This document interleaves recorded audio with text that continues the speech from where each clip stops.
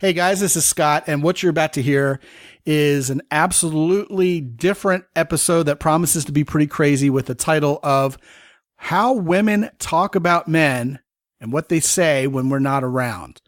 And I'll tell you what, my guest is none other than my lovely and talented wife, Emily, for the first time ever, by the way, after 134 episodes. And we just finished, actually, FYI, recording another episode that is the other side of the coin. It's called How Men Talk About Women When Women Aren't Around. And if you'd like to hear that, it's going to be on X and Y on the Fly, which is the other podcast that Emily and I have been doing off and on since 2006.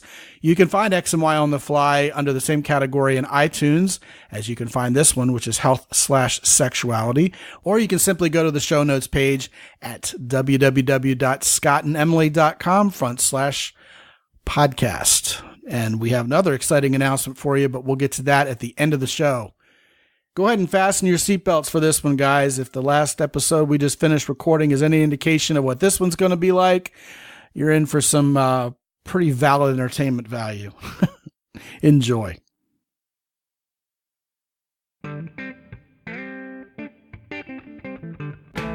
Live from the mist-enshrouded mountaintop fortress that is X and Y Communications headquarters, you're listening to the world-famous Mountaintop Podcast. And now, here's your host, Scott McKay. Greetings to you, gentlemen, wherever you may be all over this big wide world of ours. This is your main man, Scott McKay, and I want to personally welcome you to another episode of The Big Show. That's the Mountaintop Podcast, of course. Today, you're in for something completely different, and I've said that before, but I'll tell you something. My guest today is one of my favorite people in the entire world. She would be my favorite person in the entire world had she not born a couple, new human beings who we now share a life with, named John and Sarah. So who else could I be talking about than my lovely wife, Emily McKay? Welcome, Emily. Thank you, babe. I'm glad to finally be a guest on your show. Well, you and I have been hosting podcasts together for quite some time. This is something that isn't new to us. No, it's not. We've done plenty of these. Well, not plenty of these. No, not on Mountaintop. No, not Chick Whisperers, not Mountaintop. We've just talked about you a lot on this show behind your back. Good, I'm sure, I hope. Which is exactly what the topic of the last podcast we did was on the show you and I have hosted together for 12 years now. Right. Which was how men talk about women when women aren't around. And that was very insightful. I really appreciate hearing and picking your brain on that. Well, it was a bit of a frenzy. I was going to use another term that starts with F, but I think I'm going to go with frenzy. I think I revealed some things that I probably shouldn't have revealed that may get me a lot of hate mail and bad reviews on iTunes, but it was honest. It's how men talk about women, what we think about women when they're not around. I mean, when women are around, we tend to behave a certain way. When women aren't around, things are slightly different. And it's not that men are bad. It's that we're men. So you guys, if you want to hear that side of the discussion, go to X and Y on the Fly and listen to it like I told you in the intro. But let's get down to business.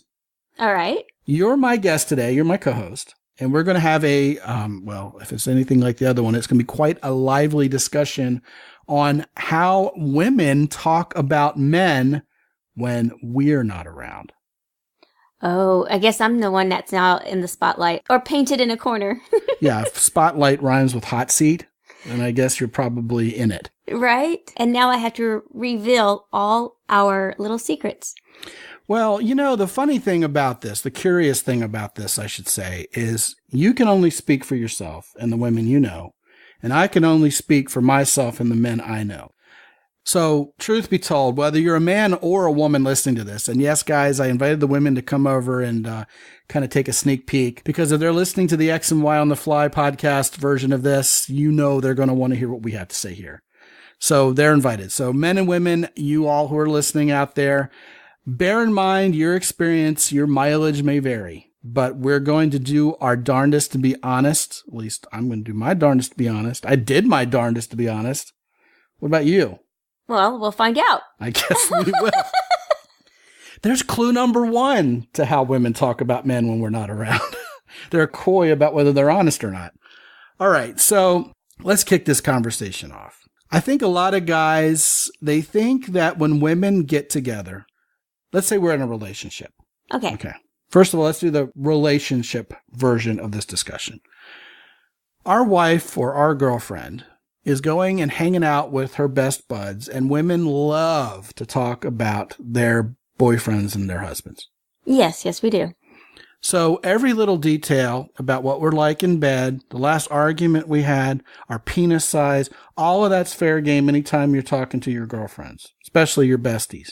Well, I mean, there are some limits of what we're going to talk about. I mean, we'll talk about the relationship aspect of it, but it comes to limits where we don't really give the details of our sexual experiences with our girlfriends. We may talk about that we had it, but we don't go into detail of how big the penis is unless it's something significant.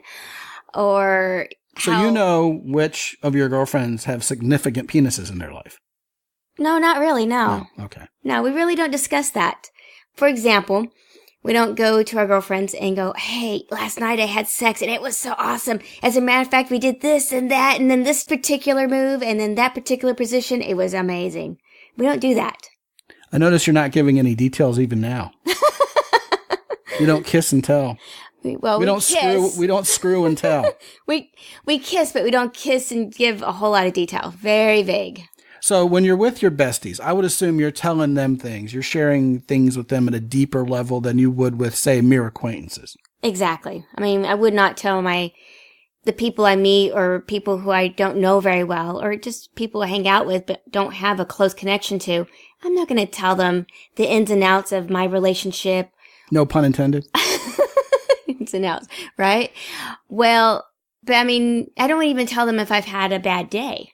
Really? Well, mere acquaintances, right? Right. I mean, my besties will know this because as soon as something bad happens, we're on the phone texting each other. Hey, I need to talk and what's wrong? I'll tell you later. So for the most part, private lives are pretty much going to stay as private as the woman's personality type is going to want them to be.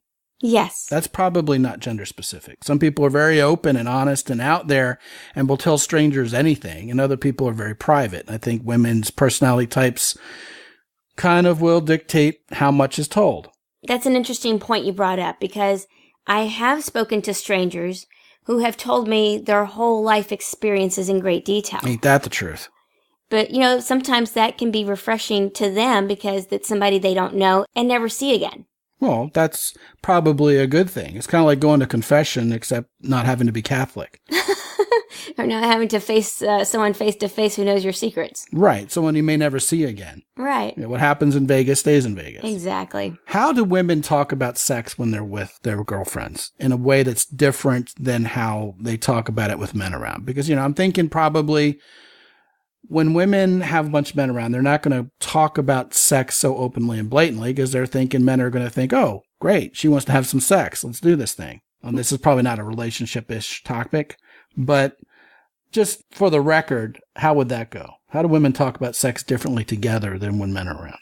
Well, it depends on what the circumstance is going on. If you have your girlfriends bashing on the guy that they're upset with and they've broken up, then they're going to, if it wasn't a good sexual experience, they'll talk about that. Okay, hold on. After the breakup, it's all fair game with your besties. I think so. Well, Oof. I think some women feel that way. That's harsh. I don't even think guys are like that. They just want to move on. Not all women do that, but there are some out there who do. I mean, there's revenge porn and all, but I think those guys are outliers. Right. Women will just go on. Yes. Well, especially if they were broken up with and the guy was really horrible. She'll dish all the baggage out there if she's with her best friends who she feels comfortable with. But not just to mere strangers, hopefully. Hopefully not. I mean, they're out there, but they're few and far between. What goes on at these sex toy parties? Y'all go to these girls' night out things, and sometimes there are these slumber parties or, what's the other one called? Pure romance. Every guy knows what we're talking about. And if you do, assuming you do, guys, those of you who have been in relationships with women who went to one of these sex toy parties, which is all stag or whatever the equivalent of stag is for women, dough. It's all dough. Women only, no men allowed. It's like a secret private organization. Wouldn't y'all love to know that? Well, we're about to because you're going to tell us. Am I now? Yes, you are, because that's the topic of the show, right? Right? Yeah. Hey, I did my part. I went first. They say ladies first. I talked first about the ladies. I did the heavy lifting first. That's me being chivalrous here. So, you better bring the goods. Man, the seat is getting really hot. Oh. That's because look who's sitting in it. Anyway, no, I tell you, you've asked me this before, and boy, I just know the guys would love to know what we do in those places when we're just us girls talking about sex toys and all the different things that go with that wonderful stuff, the gels and whatnot. But really, we're not talking about our men at that point in time. We're talking about how we can please you guys. Here's some techniques, or here's the different toys that pleasure us, or what we can do, even how to pleasure you. Well, hold on a second. It isn't necessarily about us in particular that we need to know about here or want to know about or we're curious about. It's how you talk about men in general when we're not around also. I mean, yeah, it's great to know what you're talking to women about in terms of us when we're in a relationship with you. But, the general aspect of it is fine too. Well, yes, we do talk a little bit in generalities, but we tend to keep a lot of that. Believe it or not, we get really shy there. Oh, I would imagine. And a lot of the personal stuff, our sexual experiences, we don't talk about. I imagine it varies wildly in the room. It can, depending on how big the audience is, and not everybody is very well acquainted with one another. But usually, the consultant will pull us aside at the end of the show, and she'll have a personal talk with us. Uh-oh. And that's when, if there's something you want to talk about, that's deficient or that you want to make improvements on, that's the time to talk to her, and she gives advice and shows what she has that might be helpful. But when it's with the girls, with the group, we don't dare talk about it.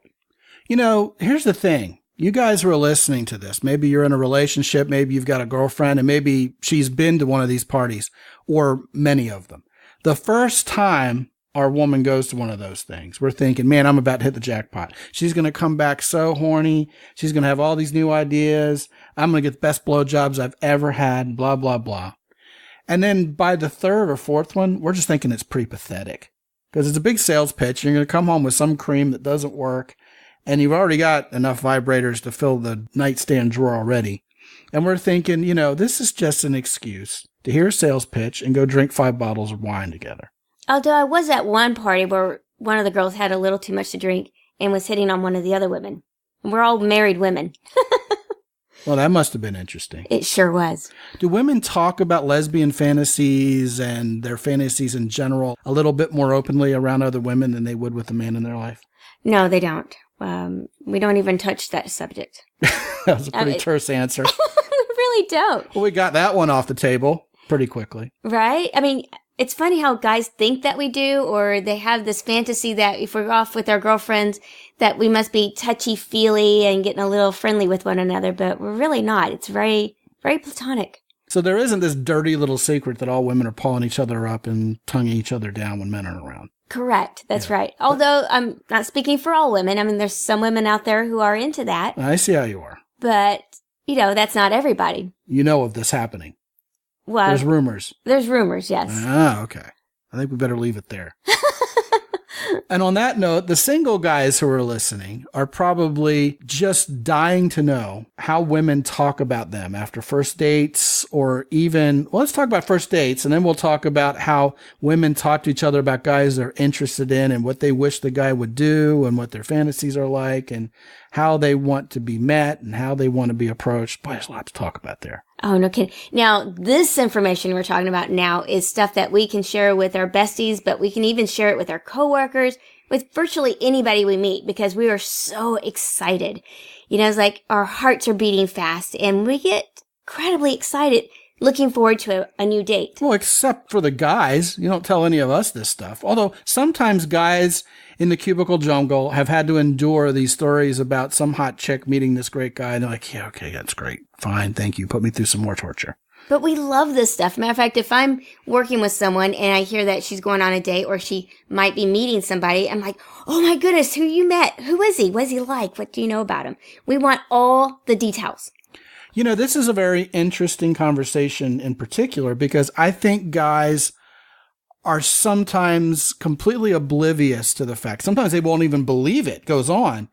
but they're oblivious to the fact that women are excited after a first date that goes well, and they are excited to meet a guy, and they do talk about him. And there are situations where she can't stop thinking about him, and she's just so excited to see him again. I mean, it sounds like, one of the musical sequences in Grease with John Travolta and Olivia Newton-John, but I mean, there's an element of truth there. What is it that a guy does to deserve that kind of response from women? And what is it that you're telling your besties or even other women in general about what happened that's so damn interesting to everybody? Well, it's that romantic movie type moment that we're looking forward to. He shows up and we don't know what's going on in generality. We know we're going on a date.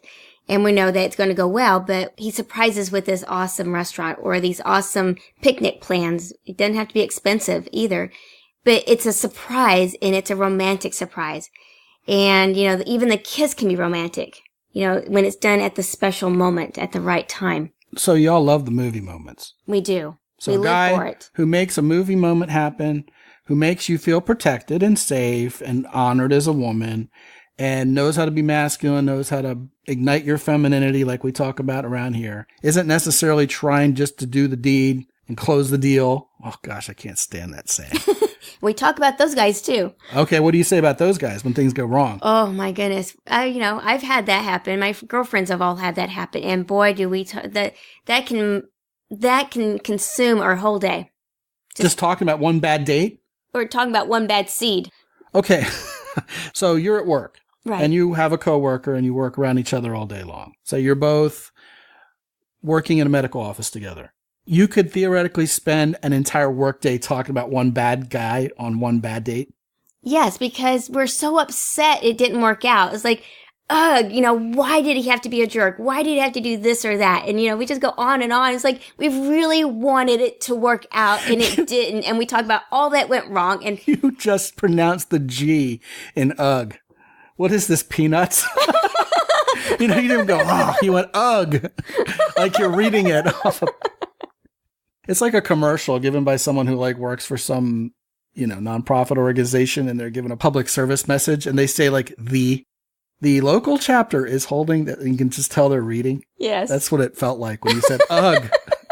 I must have been texting too much. Yeah, right. Anyway, so you're at work all day. And if something wonderful happens, are you going to belabor this all day long with your poor coworker who didn't go on a bad date last night too? Or is that a briefer conversation, smaller scale? Keep that reined in a little. We keep that reined in a little bit. We don't want to rub it into our girlfriends that, it didn't quite go out well for her, unless no one likes her. Oh my gosh. Well, then you get the catty aspect of it. Yes. Working. Yes. Right. So if you have a guy you like back in school, and another girl likes that guy too, and you get to go out with him and the other girl doesn't. The two of us are girlfriends? Well, I'm about to ask that. Mm. Does how you handle that with her completely depend on the nature of your relationship with her? I would assume so. Yes, it would absolutely make a huge difference. Right. So it's going to be either a scene from Clueless or Mean Girls, or it's going to be just kind of kept under wraps. Well, not necessarily Mean Girls, but, if she deserves it, then we're not going to exactly try to hide and, spare her the heartache. Now, women will be really catty and really brutal with each other, more so than men are, I think, generally speaking. I mean, men can get into a tiff, and then when we're over it, we're over it. But man, when women decide they don't like each other, that just simmers. Yes. And this isn't new information to anybody. I'm just acknowledging it based on the conversation we're having. So how do guys and dating and sex enter into those kind of dynamics between women? Well, most guys don't realize, but we're more forgiving of the men than we are of each other. That's usually true. Because a man can really royally screw up, and a woman can really screw up, but we're likely to be mad at her for eternity, whereas the guy can actually patch things up. So if you walk in on your man in bed with another woman, you're going to be more angry with the woman than the guy. Not that I'm getting any ideas. I wouldn't. I'm just continuing the flow of the conversation. It can happen that way. I've seen it go both ways. I've seen women become best friends because, the man cheated on both of them, basically. And my goodness, that's an uncomfortable position for the guy because the two of them are quite powerful. And I've seen it the other way around, where the woman has been more vicious towards the woman who cheated on her man.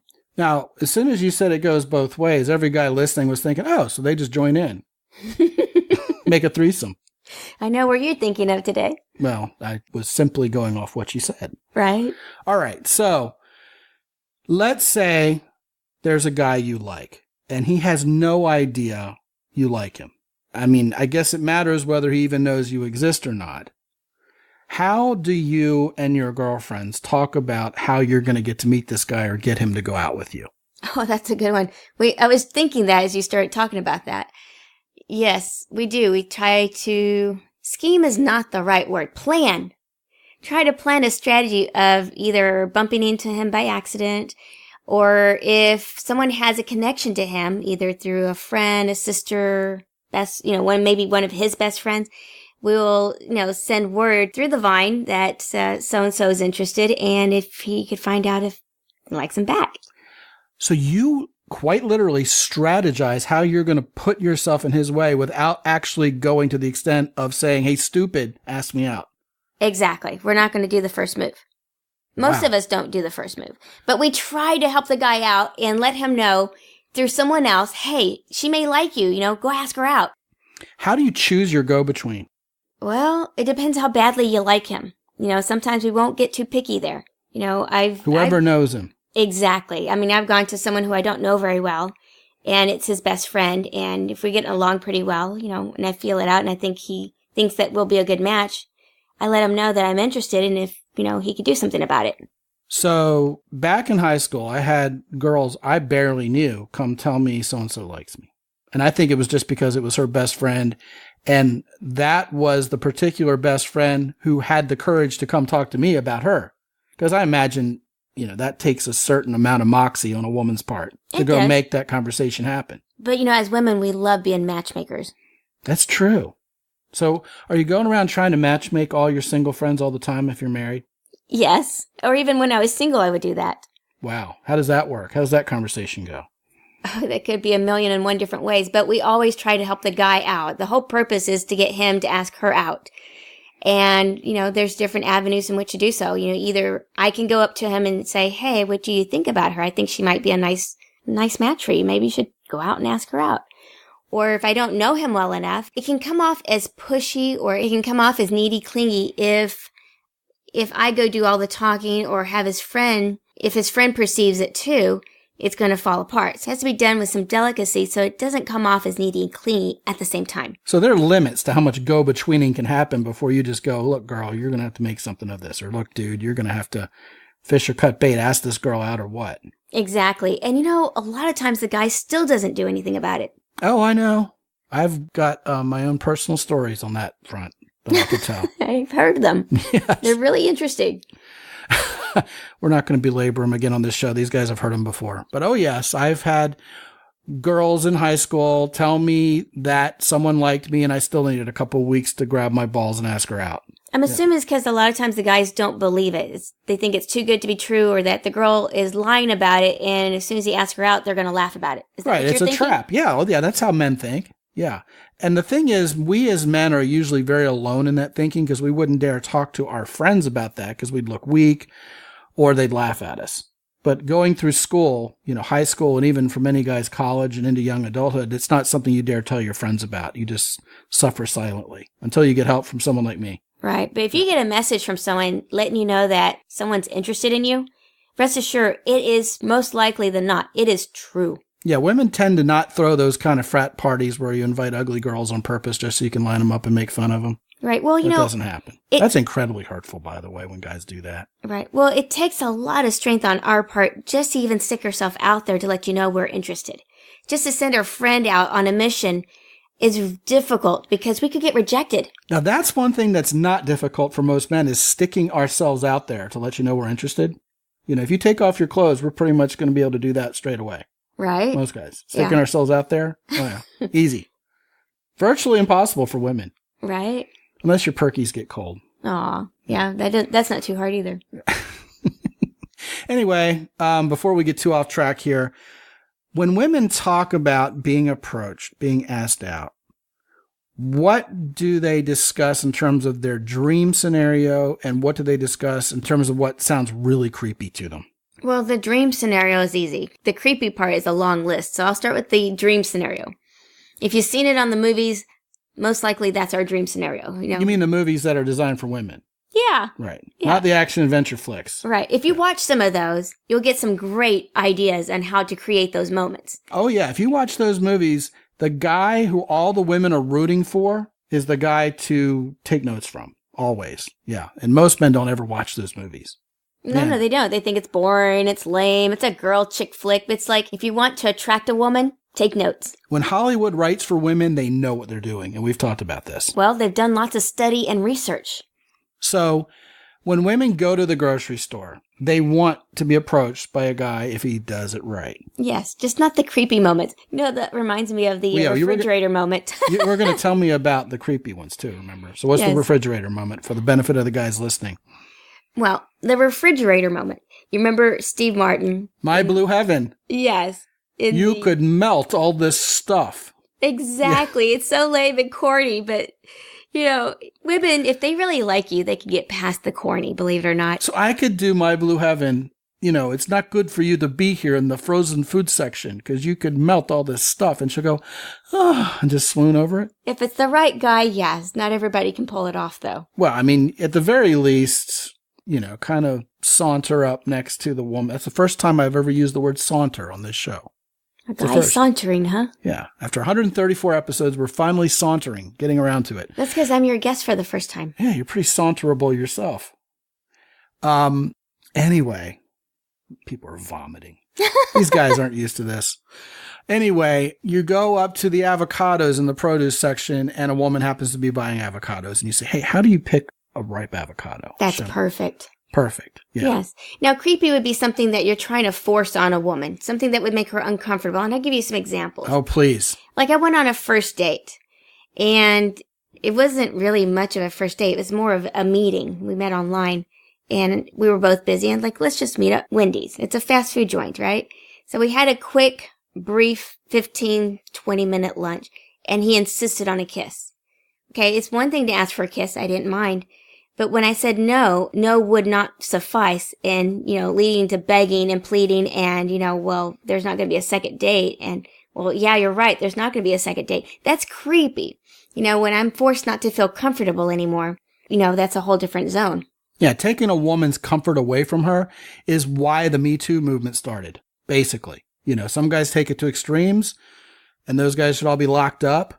But a lot of guys are out there left thinking, man, I can't even talk to women anymore. They don't want me to talk to them. But you and your girlfriends, when you're behind closed doors, or let's just say away from men, you're talking actively about these movie moments. And this guy would meet me this way. And if a guy actually does it the right way, I'm imagining that would take up the entire workday to discuss too. Oh, yes. As a matter of fact, I remember when you and I were dating, and I was so excited. And every time I went on a date with you, or at least once a week, I'd go to the nail salon. And I had the same lady, Kim, who would do my nails. And she would ask me, so how did it go this week? When are you going to meet him next? And she would ask me all the questions. She wanted to know all the details. So you all ask each other for the report if you're not getting it. Oh, absolutely. Oh, man, that's crazy. I think deep down I knew that went on. But it's just so amazing to the male mind that women would want play-by-play about the guys they're seeing. And her friends who worked with her coworkers wanted to hear about it too. So it was like a little group thing. Fascinating. Now, see, here's the takeaway for all these guys who are listening. If you screw up on a date, man, the conversation is going to be ruthless. If you are charming and you do things that demonstrate you have some skill with women and that you actually like them, women are going to talk about you, and every one of the woman you're seeing's besties is going to wish they were her. Well, even if the guy screws up in the mild way, something that was insignificant but charming, he can make little mistakes and get a lot of things right. And we'll talk about that and go, oh, he was just so sweet, and even though he did this, that's no big deal. It's kind of more endearing. Can he screw up more if he's hot? Yes. I hate to admit it, but yes. But you'll still bitch about it, won't you? Of course, yes. If a guy's really good looking or has a lot going for him and he's screwing up, what'll probably happen, I'm thinking, is you'll go and tear him a new one with all your besties and then go out with him again anyway. Yeah, we probably would. I've done that at least once. What about the situation where you're sexually attracted to a guy, but you don't like him? How do women talk about men like that? Same way? No, we actually talk about how hot he is and how he excites us. We don't talk about the negative stuff of that because there's no long-term emotion invested in that because we don't see him as long-term. So in other words, a guy can be really good looking and you'll talk about him just kind of in whimsical terms, but it's not going to get too deep and none of you are really going to act on it. Exactly. We'll just admire. Sometimes we like admiring. For example, you've seen those posts on social media where you see the firemen outfits and the guys are showing off their bodies and they had these little puppies and they're like the little comment referring to the puppies, but it was a pun on how good these guys look. If you say so. I'm not typically looking for those posts on Facebook. We're all lost here, except for those few women who straggled over from X and Y on the fly. We have no idea what you're talking about. We've never seen that before. Well, there's no commitment. There's no long-term relationship that's going to happen from it. But, we can talk about it briefly or at least make notation of it to each other that we saw this cute, buff-looking guy. Now, what about the guy I call, there's just something about that guy? Like if you're in an office and there's a guy who maybe isn't buff or looking like one of those firemen with a puppy or the puppy, but the women just adore him because he's masculine and he carries himself a certain way and he just has a certain charisma, a certain warmth about him that women like. How do women talk about that guy when no one can really put their finger on why he's so great or why he's so attractive? Do they spend time trying to figure that out or do they just roll with it and go, yeah, I know, I have no idea, but there is something about that guy and they leave it at that? No, they do. They talk about it. I'm sure there's always a guy somewhere out there, either at work or somewhere in our lives that fits that perfect description. And as women, we'd rather be with that kind of guy than a good-looking, prettier guy than ourselves. And when our girlfriends all get together, we talk about him. And sometimes some of them, we don't quite figure out why we get hot for him, why we're excited, why we want to go out with them. But we're figuring it's probably because he's just sweet and nice and kind to us. And that turns us on too. One thing I've noticed about women is they can make any conversation turn to pregnancy. Yes, we can, especially if we've had children before. Right. And especially if one of them is pregnant or wants to be or just gave birth. That's always amazed us as guys. What I want to know along those same lines, because we know women talk about pregnancy when we're around them, let alone when we're not. Give me some examples of things men have no idea women talk about because they wouldn't dare talk about them at all ever in front of men. Well, great detail about the birthing experience, and we can spend literally hours. It's funny because I'll be with my girlfriends and you walk in and you realize we're talking about our birthing experiences. And I'll leave. And you'll leave. You're like, of I'll course grab you're talking about a bottle of water that. and leave or something. Because we'll talk about each and every one of the births. So if we've had 3 kids or 10 kids, you're going to get the full report on all of it. Each birth is a different experience. So yes, we do. We give great details. And then on top of all of that, sometimes there's not complications, but there's side effects to giving birth, such as the episiotomy where you get cut or you tear down there. And we talk about that too and how that sometimes affects sex in the bedroom because it's painful to go to the bathroom and pee. I mean, you dread it because you're just pure tears and want to scream in pain when you do that. So you can imagine how sex in the bedroom isn't going to happen for a few weeks. And we talk about that. So you talk about medical stuff a lot more openly than you would if men were around. Yes, we do. And then we talk about solutions if one has experience about it and the other one's going to go through it, what she can do to help ease the pain. So generally speaking, would you say if there are topics, assuming there are topics that women talk about when men aren't around, is it because you're sparing us the boredom of having to talk about it? Or are there things that really we're just not going to talk about if men are present because they don't deserve to hear about it or it's some kind of secret yaya sisterhood thing? Well, it's a little bit of that. It's also a little bit of embarrassment or shyness to talk about this to our girlfriends with a guy in the room. You know, we tend to want our little private life, and sometimes that private life is reserved for just our girlfriends. One last question. When women go out on a date with a guy and it goes well, do they go home and masturbate thinking about him? No, we don't. I think there's probably some women who would, but for the most part, we don't. And that's your answer and you're sticking to it. That's my answer and I'm sticking to it. Is there anything else you'd like to say for the record? That we love our men. You love your men. Most women love men. Yes. Not a lot of women bash their men all the time when they get around their besties. We don't. We usually spend most of our time talking about how wonderful we love our guys. We talk about what he's done for us. If he surprised us with a cake, our favorite cake. We're like, oh, wow, you know what he did for me yesterday? He actually surprised me. I didn't even expect it. And there was a cake for no reason, just because I'd wanted one for the last week. Sounds familiar. I know, right? But we do. We talk about wonderful things about what our guys done. We love making each other feel good. And we know that our girlfriends love hearing the good news from us. I think that's whatever echo chamber you're preferring to hang out in. But if your girlfriends are talking poorly about you, the relationship is in trouble. Huh, that's interesting.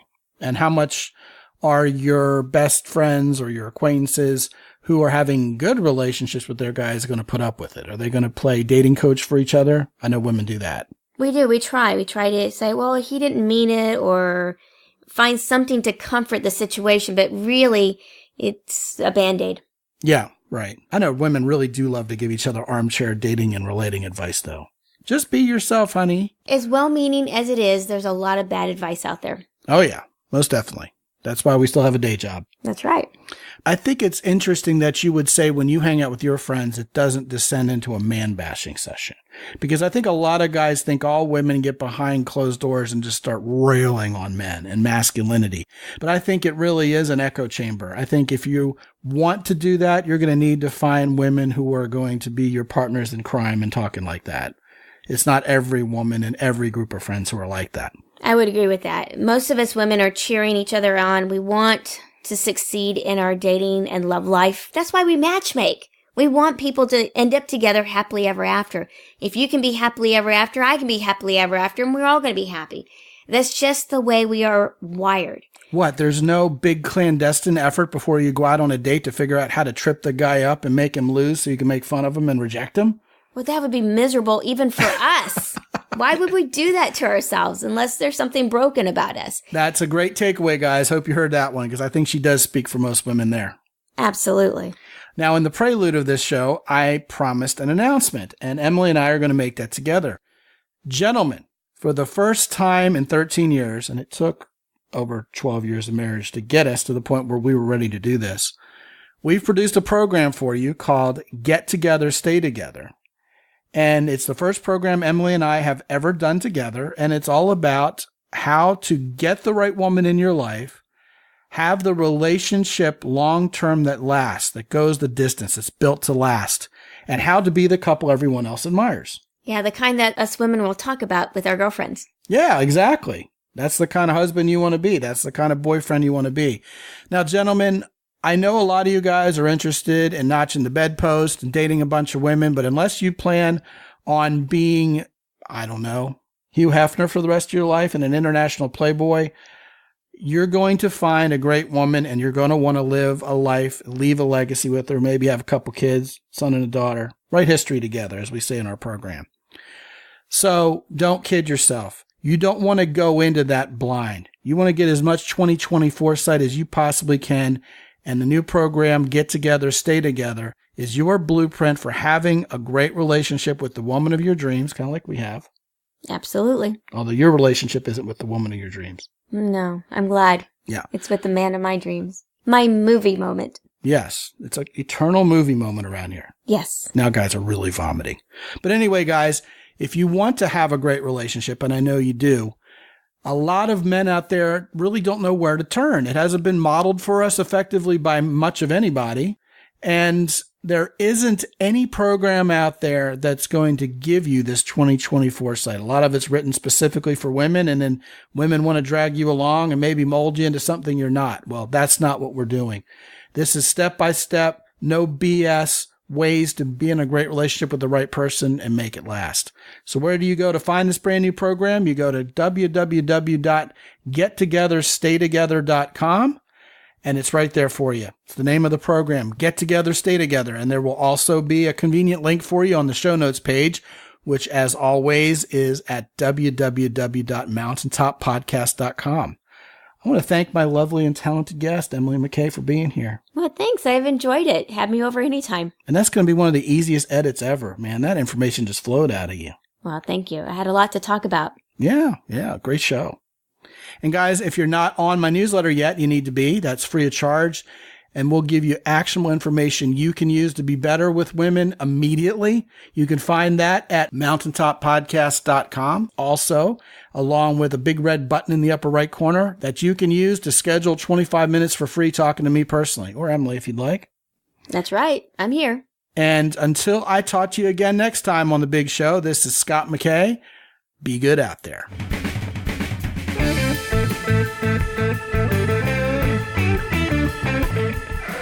The Mountaintop Podcast is produced by X&Y Communications. All rights reserved worldwide. Be sure to visit www.mountaintoppodcast.com for show notes. And while you're there, sign up for the free X&Y Communications newsletter for men. This is Ed Roy Odom speaking for The Mountaintop Podcast.